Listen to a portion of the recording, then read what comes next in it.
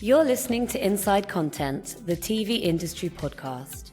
This show is brought to you by 3Vision, a global TV industry consultancy specialising in content acquisition, strategy, research, and business development. Each episode, we give you VIP access to the views and experiences of senior TV executives and discuss the latest TV industry trends and insights. Hello and welcome to Inside Content. I'm Eva de Mora, analyst at 3Vision, and today I'm joined by Dave Davis, Chief Content Officer at Protege. With a background spanning roles at Paramount, NBC Universal, and Fox, Dave now leads Protege's efforts to license media content for AI model training. In this episode, we unpack how Protege is bridging the gap between content owners and AI developers, the challenges of licensing in a rapidly changing landscape, and what makes certain content more valuable for training. Dave also shares insights on the growing demand for curated datasets, the impact of metadata, and how thoughtful licensing can help content owners protect their rights and shape the future of AI. Let's dive in. Introducing Video Markets Tracker from 3Vision, your go-to source for global TV data. We offer regularly updated regional and global reports covering pay TV, SVOD, AVOD, and FAST across Africa, MENA, the Americas, Europe, and Asia Pacific. Make smarter decisions with insights you can trust. Learn more at 3vision.tv. Now, on to the episode. Hi, Dave, and welcome to Inside Content. How are you doing today? I'm good, thank you. Thank you so much for having me.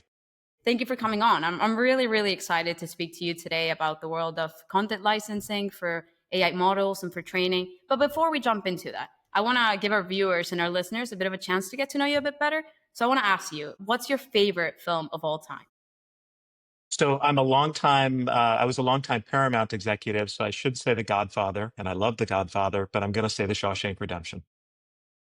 Amazing film. Very good choice.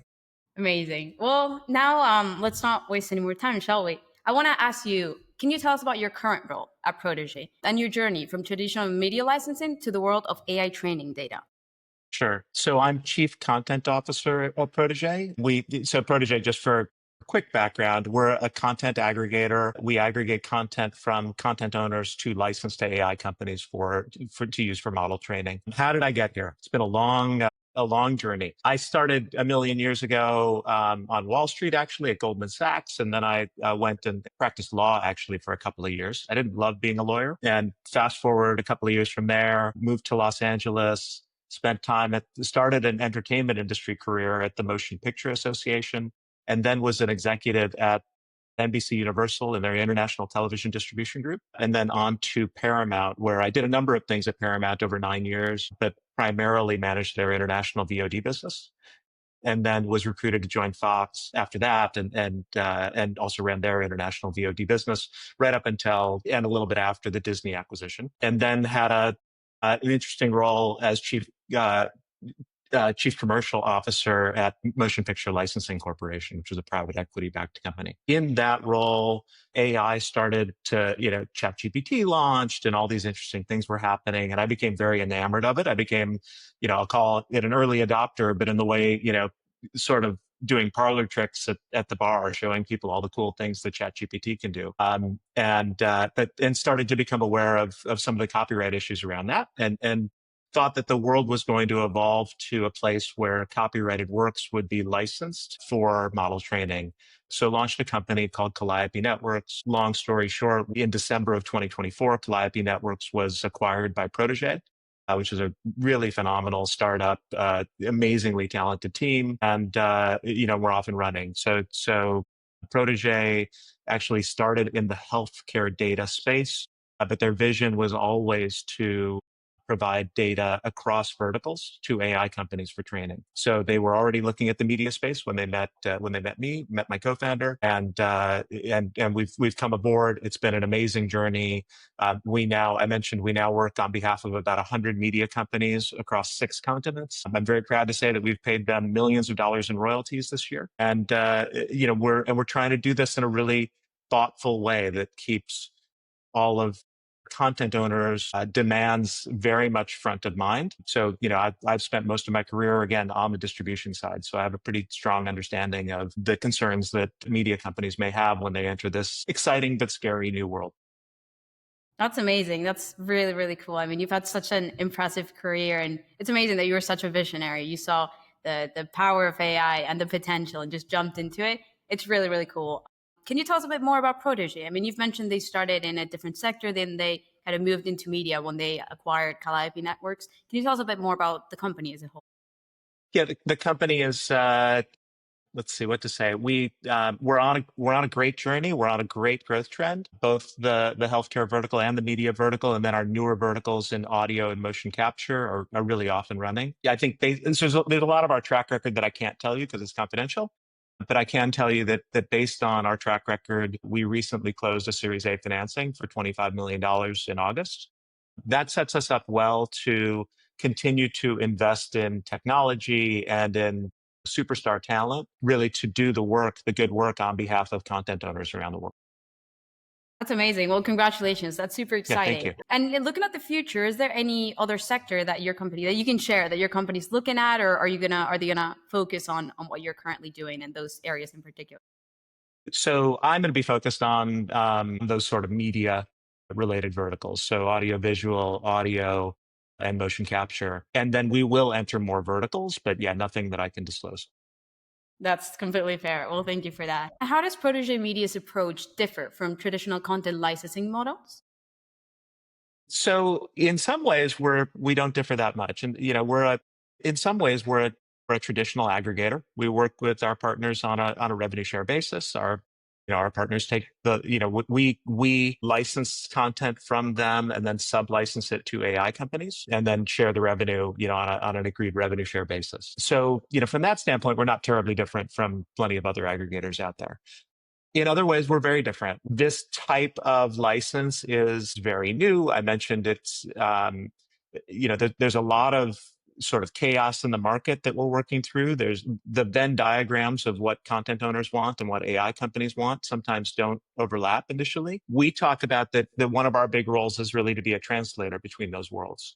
I mean, at a simple level, in the content space, in the media world, we all call a movie or a TV show, a movie or a TV show. AI companies call it data. And then you take that and magnify that into legal contract language and so on. There's all kinds of words and terms that don't mean the same thing in those worlds and provisions that end up being pretty difficult negotiations. So these deals aren't easy, but we think we're one of our advantages really is that we've been able to go to market. We've been able to persuade AI companies of a lot of the commercial practices in media that aren't worth their time to fight to change, such as, a few months, 6 months ago, a year ago, most AI companies wanted perpetual rights. On the media side, most people don't have perpetual rights. So, so that was a really difficult issue, 6 to 12 months ago. It's becoming much less difficult as we've had a significant role in persuading AI companies that that's not a hill worth dying on for them. The other thing I'll say is, unlike sort of a traditional film aggregator, there's a lot of technology that goes into this. So we spend a lot of money on metadata related to content at the frame level. So not even like title level metadata. We have a product called Shop that we've invested quite a bit in that allows us to, if some AI companies want to just license a full length movie or a full length series or news or whatever, sports. But others really want much more curated content. So they might want, just 1,000 shots of a horse walking across a meadow or 1,000 car crashes or whatever it is. And we can do that, now pretty easily because we've developed a lot of technology, both in-house and working with partners. That's amazing. I mean, I can imagine it's really, really cool to be in the middle of it all. And with your background, I mean, background in law, background in media, you must be the perfect person to kind of be the messenger and the translator, like you said. And I can Kind to imagine. say that. Sorry? I said you're kind to say that. Thank you. Of course. But I can imagine, yeah, it can be a lot to translate for these companies. Because like you said, AI companies want something quite specific at times. And I can imagine content owners, the prospect of AI and licensing their content for AI is one that's been talked about a lot. There's a lot going on within. So how do you balance the interests of content owners with the needs of AI developers? How do you make sure that everyone's getting what they need and everyone's kind of protecting their interests? Yeah, I mean, so the first comment is that I come from the content world, and a lot of my team comes from the content world. So so I worked at three studios. We've got people who worked at studios and media companies that I didn't work for. So it's pretty broad content experience. So we're very cognizant of the concerns of content owners, and that can be things like, content owners don't want us to give an AI company distribution rights, right? They don't want them to have the right to publicly display content, in their outputs, exact copies of what's gone into the models. They're going to have concerns about, do they have rights to license music? Probably not. So we probably need to carve that out. Do they have rights to license the face or the voice of talent? Probably not, unless that talent is given an express waiver that is an express release that they can do that. So we need to be very careful and explain to to AI companies sort of what the content side of the world can do and what's less possible. But having said that, we're a market maker. And we have deep relationships with the AI side as well. And we've developed a very good understanding of what AI companies need, what they want.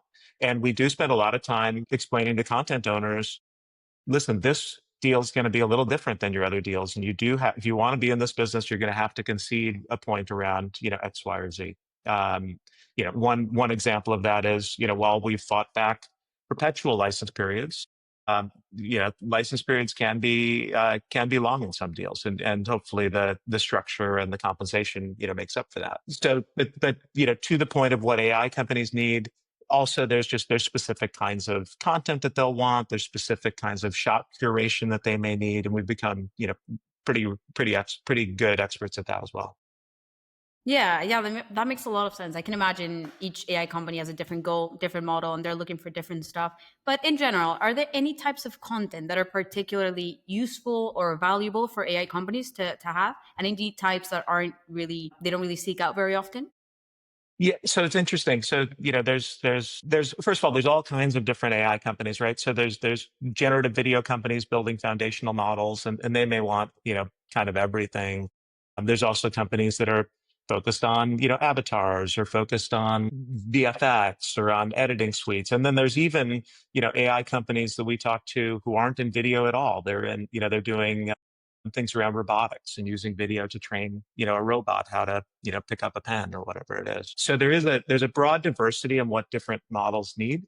But in general, if we're talking about generative video, they tend to want crisp video with motion, well lit, steady camera. Camera movement is good, but not shaky camera. They will often say they want cinematic. And for the most part, they do want cinematic, but they don't want all cinematic. So for example, we've learned that horror content can often not be great for a model because it is, there's a lot of scenes that are really low light to build tension. And there's a lot of scenes with a, handheld camera that is purposely really shaky to build tension. So that doesn't work very well for model training.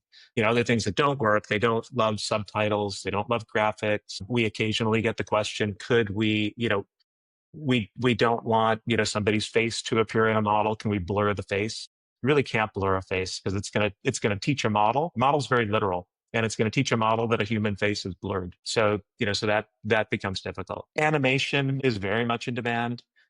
And then kind of everything else. We sort of joke that every time we think there's something that that no AI company will want, 3 weeks later we get a request for it. So broadly speaking, we get requests for news, for sports, for fashion, for cooking, for travel, wildlife, on and on. It's sort of, there's a buyer for almost anything. That makes a lot of sense. I mean, hearing you say that horror films are not very good, it makes sense. I mean, the whole premise of it is that the video is not clear. That's how they build suspense. Right. I'm surprised to say that there's a lot of demand for animation, though. I'm surprised to hear that. I wouldn't have expected it. But yeah, that's really interesting. Sorry, go on. Yeah, I think there's part of it is just scarcity. There is less animation produced and less animation that's been made available to AI developers. That makes sense. And do you think does it make a difference at all to the content owner what sort of model their content is being used for? So in the conversations that we've had with partners, not so much. I could imagine a content owner saying, you know what, based on some concerns that people share, a lot of content owners are worried that they're sort of feeding their demise or feeding a competitor. And I suppose that for those, maybe they would be less concerned about, a robotics model because it's not really relevant to media. But generally, that isn't a conversation that I've had with anybody that I can remember. That makes a lot of sense. I mean, you've mentioned that animation, for example, was very valuable because there's not a lot of it. Apart from the exclusivity or the diversity that there is there anything else that makes a data set valuable to AI developers, like metadata richness or anything like that? So metadata richness is definitely valuable. And sometimes, sort of ancillary content related to video data, so we will occasionally get requests for transcripts or for even, for screenplays. Diversity of content overall is valuable. People don't want a model that is, biased, ethnically or locations or anything else. So the fact that we have partners on 6 continents is a selling point. And then just broadly speaking, content type, like we talked a little bit about genres, quality and resolution. So most models want to train on 1080p, true, pure true HD or higher resolution. And I think that's going to continue to evolve. We're starting to get requests for 4K. That's, we expect that's going to be more and more. At some point, I think AI companies are going to start asking for, HDR or Dolby Vision or things like that. That makes sense. And can you share some insights on the current state of the AI training data market, particularly in the media? Yeah,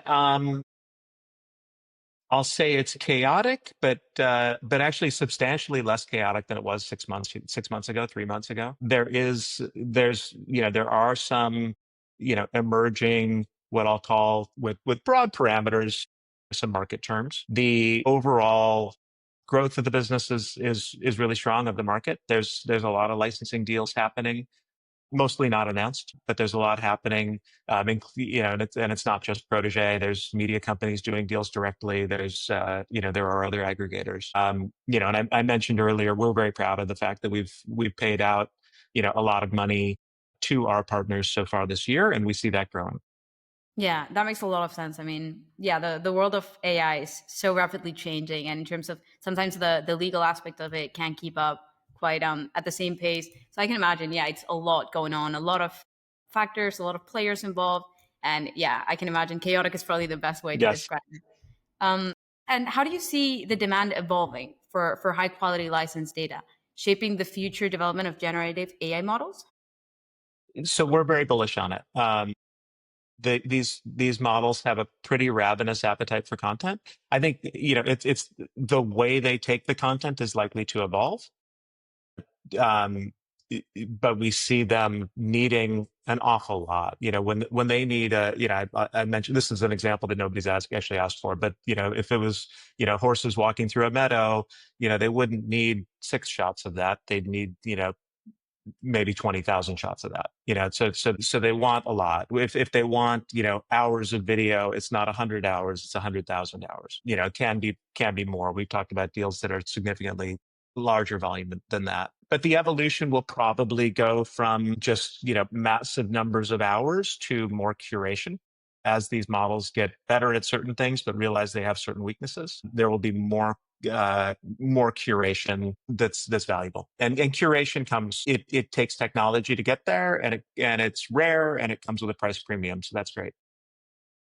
That makes a lot of sense. And I mean, we've talked about this a little bit, but I do want to ask you, what objections or concerns do you usually get from content owners when it comes to AI licensing?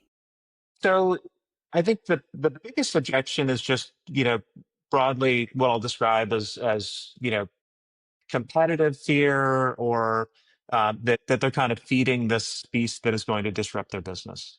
And my answer to them is usually that AI is inevitable, and it's AI is going to be disruptive for a lot of businesses in certain ways. And we can predict some of those, and we can't predict some of those. But none of us is big enough on our own to sort of alter that trajectory. Like, it's coming. Like, in AI is a little bit like, I think of, thinking cinematically, I think about the boulder in the Indiana Jones, movie, the boulder that's rolling out of the cave. Like, the boulder's coming. and indie can't turn it to the left or turn it to the right. So you have to prepare for that boulder. So that sort of leaves a content owner with three choices. They can ignore it, and ignoring the boulder seems like a bad idea. They can, in some cases they could litigate. That's an option for some. What we do is, we position ourselves in the third bucket, which is the third choice, which is engagement. So we think there's an opportunity to sort of shape the world through licensing and and make it a better world for content owners. But in living in the real world and not ignoring that this is a disruptive threat that's coming.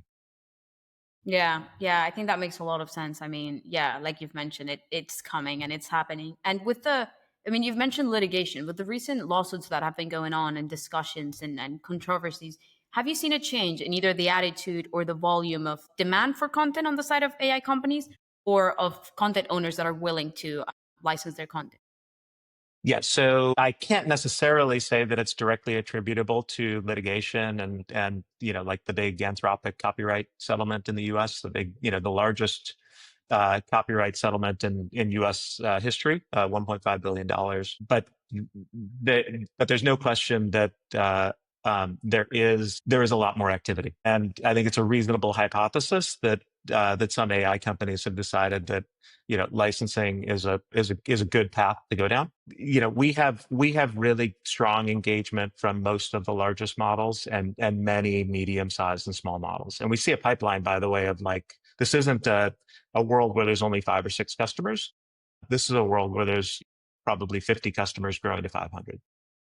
That makes a lot of sense. That's really, really, really interesting to hear. And we've talked about the objections or concerns. What potential benefits do you see for content owners who choose to license their content? Yeah, I think there's a couple of big things. One is monetization. This gives them an opportunity to, have a purely incremental revenue stream. So in a world where a lot of my friends who are still in content licensing roles are seeing their revenue go down, this gives them a path to revenue that is totally incremental. You're licensing to data scientists sitting in a computer lab somewhere. So it doesn't put any mileage on the product. But the other, maybe more abstract benefit is that you get to shape this world. The CEO of The Atlantic, when they did a news deal with OpenAI, and The Atlantic came under some criticism for that. And the CEO of The Atlantic, said basically, I don't know how this is going to work out, but I feel like we have a better chance to shape this world if we participate in it than if we ignore it. And I think that's exactly right. Along those lines, by merely participating and making content available to AI companies for model training, we strengthen copyright. So at least under US law, many of your listeners have heard a lot of talk about the fair use provisions under US law. And fair use is a 4-factor test. And part of the test for one of those factors is whether content can be commercially obtained. So if content owners don't make content available at all, it makes it much more likely that AI companies, at least under U.S. law, can win a claim that it would be impossible to license this, so it should be fair use.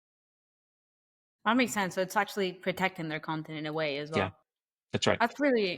It's really, really interesting to hear. And how is Protege Media working to expand its network and find new content providers?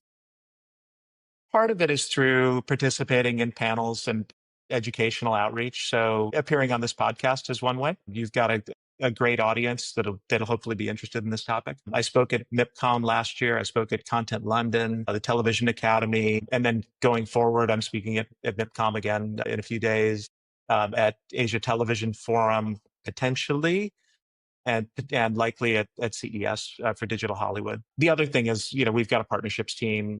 I'm part of that partnerships team, and we spend a lot of time taking inbound inquiries and reaching out to companies that are interested in AI licensing. That makes sense. You've mentioned that you work with bigger companies as well as medium-sized to small companies. Do you see it different in how the dealing is depending on the size of the company? I think what they're looking to buy is often shaped by the size. So the largest companies may be more interested in tonnage, in a ton of content. They may be really interested in some specific curated things as well, but the smaller companies may not be able to afford it, or may want to be a little more cautious and sort of carefully choose what they're going to license. But the other thing I'll say is that many of the smaller companies, some of these smaller companies have raised, hundreds of millions of dollars in venture funding. So they're not so small. But they may be doing things that are more specific. So I mentioned earlier that there are companies doing things like specific VFX or editing tasks. Another big one is lip syncing of dubs. So those become very specific opportunities. You can imagine a company doing lip syncing for dubs. They want lots of conversational faces with mouths moving. They would love the video of this podcast. That makes sense. Yeah. And what about when it comes to content owners? Do you see a difference when it's a small creator versus a bigger studio? That's an interesting question. I think the question for all of them tends to come down to, do we want to make everything available? Are there certain things that, to the extent we're a little bit nervous, maybe we're going to hold back our prized jewels, but we'll license a little bit of the deeper catalog. So I guess broadly speaking, no, but it's the nature of the content they have available. Okay, that makes sense. And you've mentioned you're going to be at MIPCOM. What are your thoughts on the event and its significance right now with the AI-driven media innovation? Yeah, I think it's really important. I think it's obviously from my perspective, it's interesting to have a chance to talk to my former friends and colleagues, or my current friends and former colleagues, about an incremental revenue stream in a time when a lot of them are facing revenue shortfalls. So as the distribution community comes together to think about how to rebound from the last few years, which have been pretty challenging. I think we have one answer for them. It's not the only answer for them. It's also going to be a lot of discussion, at a lot of these events, including MIPCOM, about the potential for AI to be used effectively on the production side. That's not my world, but it's really interesting world, and it's a controversial world. One thing I'll say, just to make the point, is that I spoke at an event this spring called AI on the Lot in Los Angeles. And some of the coverage coming out of that event I thought was really good. One of the trades commented that, the difference between last year and this year is last year people were talking about making AI movies. This year people are talking about making movies with AI. Sort of an acknowledgement that these are tools that can go into the production workflow, somewhat in the same way that, CGI was introduced in the production workflow a long time ago. So that doesn't change that it's controversial. That doesn't change, as we said earlier, that it's going to be disruptive, sometimes in really exciting ways and sometimes in ways that are really kind of sad and have a human cost. Yeah, you're absolutely right. I was at IBC last month, and I know they had a whole hall about production, and it was mostly AI-driven companies and how AI is completely revolutionizing the way it's done. And like you said, it is definitely going to be disruptive. It is an exciting time, albeit a bit scary maybe at times, but this is all really, really exciting. But yeah, this has been super interesting, super informative. So thank you again, Dave, for coming on our podcast today. I don't know if there's any last remarks you want to make before we finish. No, for anybody who's interested in contacting us, I'm on LinkedIn. Please send me a message, and I'll give a shout out to for MIPCOM. I'll be speaking in the Innovation Lab on Monday morning. If anybody wants to stop by, everybody's MIPCOM schedules get very, very busy, but if you have time, please come see me. But this has been a pleasure. So thank you so much for taking on this topic and for inviting me to speak. Thank you, Dave. This has been amazing, and we'll speak soon. Okay, thank you. Thank you. Thanks for listening to this episode of Inside Content, the TV industry podcast brought to you by 3Vision. With decades of TV industry experience and real-world success, we know the ins and outs of the market like nobody else.